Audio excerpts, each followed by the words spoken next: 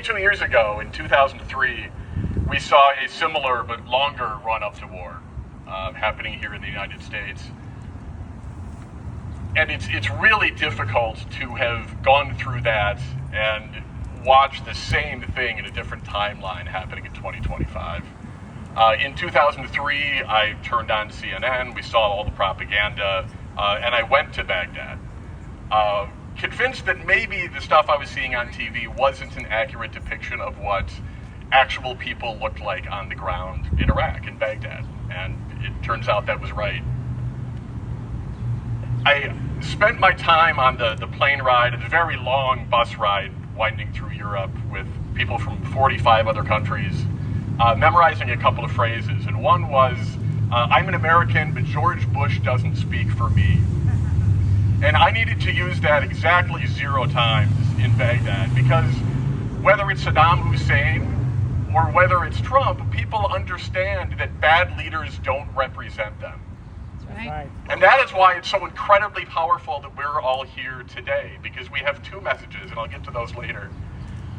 But in Baghdad, I spent weeks there, and I talked to a cab driver who would not talk to me at all at first, but after the course of many weeks, allowed me to ask him some real questions. And one was, what do you think of Saddam Hussein, the leader at the time? And he said he was terrible, and he went on and on about the terrible things that he had done to his family. And then I said, so you want to be liberated from him, right? And he said, no, of course not. He's a terrible problem, but he's our problem. That's right. Because countries have autonomy. Countries have the right not to be bombed because we disagree with some of their conservative policies.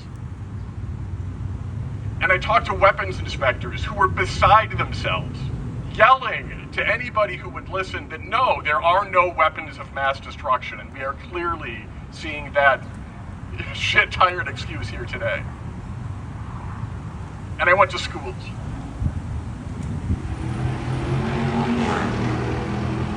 And I went to high schools, and I asked them, write letters, tell me about your family, so I can bring those back to high school students back in the United States. And one of them wrote, we like you, but we don't know why you don't like us. And as an American, as a teacher, that was incredibly difficult to hear. And it echoes what we're hearing today.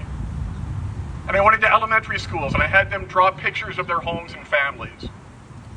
And if you've ever had a first or second grader draw you a picture of their house, they all look remarkably the same, regardless of where you are on this planet. And in this one, there was a stick figure family, and she had a strip of green on the bottom for the grass. She had a strip of blue in the sky. And she had a missile with an American flag aimed at her house and family. So if you wonder why I don't have an American flag in my office or on my lapel, that is the reason. I cannot look at our flag or our country or our foreign policy in the same way. And every time we make the choice to invade other people, and we are not doing strategic limited strikes, we are invading a country when we bomb them. We create more kids, more adults, more countries that want to love us and are terrified of America and what our foreign policy can do and has done. So I thank all of you for being here. We have 2 goals here today.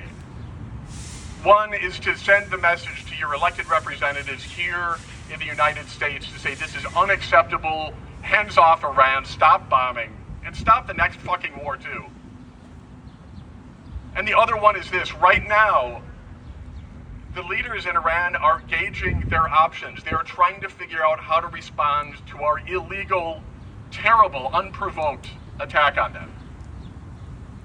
And I hope that by showing up here today and in countries all over the US, we can point out clearly that we are not at war with the people in Iran, and that a shitty leader doing shitty things with shitty foreign policy does not mean that we hate them.